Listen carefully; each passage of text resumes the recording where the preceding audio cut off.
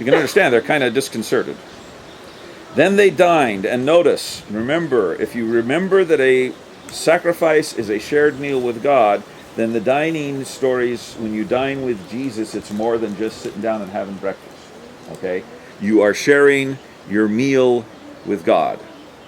And it's a reverse sacrifice, because now Jesus is offering the bread and fish, but in addition to that, he's offering himself. He is the ultimate sacrifice, right? And so, this shared meal motif is reversed in John, where it is Christ providing the meal, Christ offering himself, rather than the other way around. Anyway, so Jesus now is sharing this meal with them, and when they had dined, Jesus said unto Simon Peter, Simon of Jonas, Simon son of Jonah, lovest thou me more than these? Now what does he mean by that? What are the these?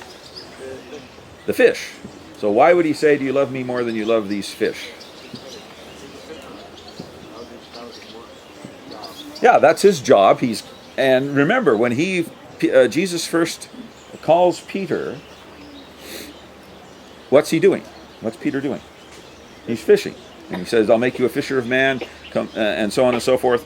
But now the question comes, do you love me more than you love these fish? And the implied criticism is, why are you out here fishing instead of doing what? Feeding my sheep.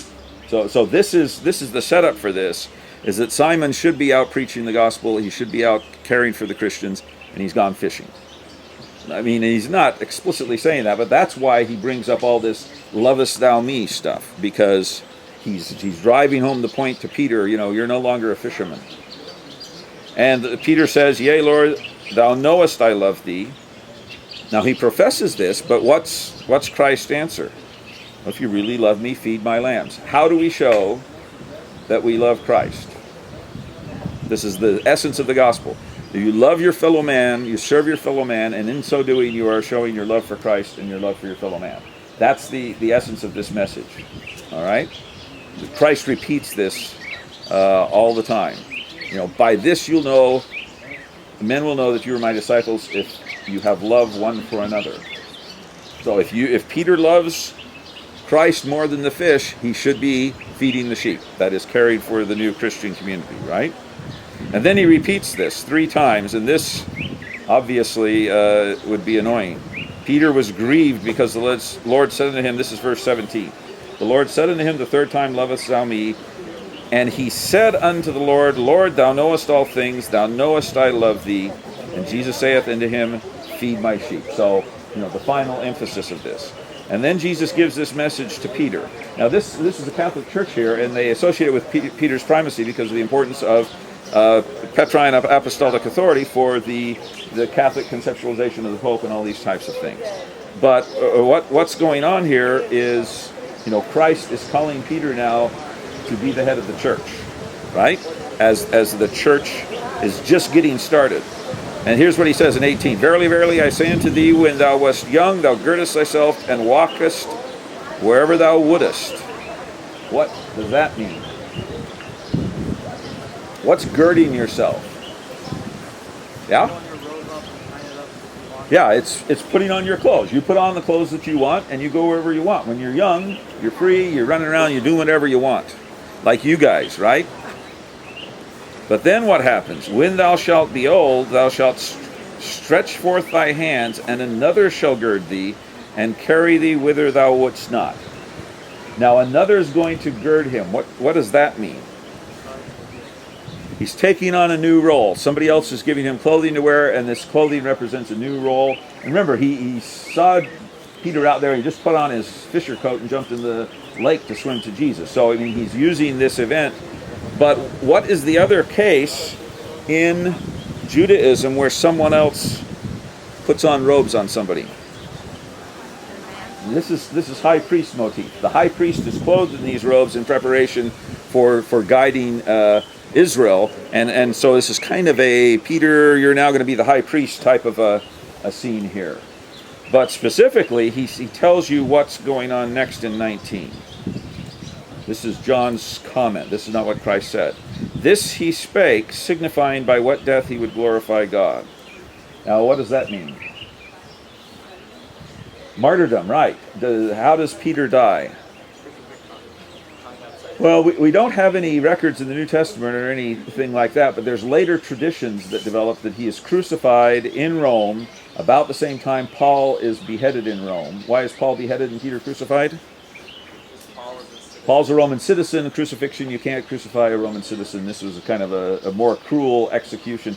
But the tradition is Peter refuses to be crucified because he says, do something else for me. I'm not worthy to be crucified because that's the way Jesus died.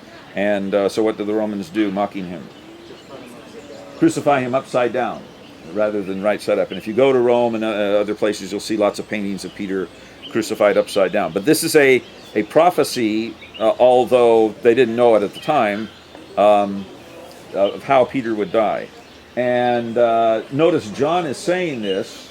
What does it tell you then if John is saying this here? He's probably writing after the death of Peter. This is often thought to be the last gospel written. So he's writing, probably in the late 60s or 70s, something like that, because he already knows that this prophecy is fulfilled and Peter has died. I mean, he has died when this is being written. So John recognizes this. But then this is the key phrase in the second half of 19. When he had spoken this, he saith, that is, Christ saith unto him, Peter, follow me. Now, what's really odd about this story is it is a recapitulation of exactly what happens when the apostles are first called, right? They're out fishing, they drag in the fish, Christ says, come and follow me, and now it's happening all over again. That is to say, in a sense, this is the recalling of the disciples. Now, supposedly, they're going to get it. Because throughout the whole gospel narratives, the apostles frequently just don't understand what's going on. And you can understand why they don't get it, because there's very strange things going on, right? And so now, however, this is the recapitulation of follow me. This is the essence of Christ's call to all of us, and here he makes it to Peter.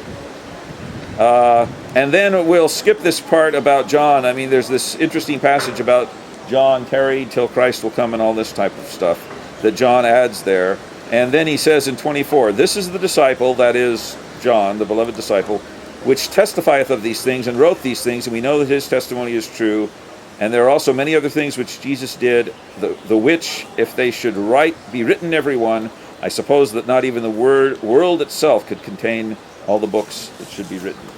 In other words, this is only a small narrative. It's a selection of texts, and there's so much more that could be written, but this tells you the essence of the message.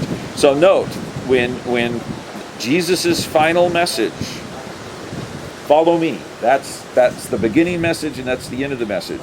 The disciple is the one that follows the master, and Jesus as the master calls all of us to follow me.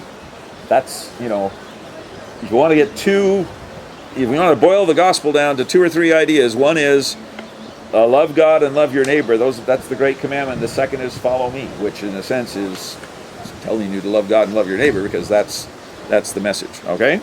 Any questions?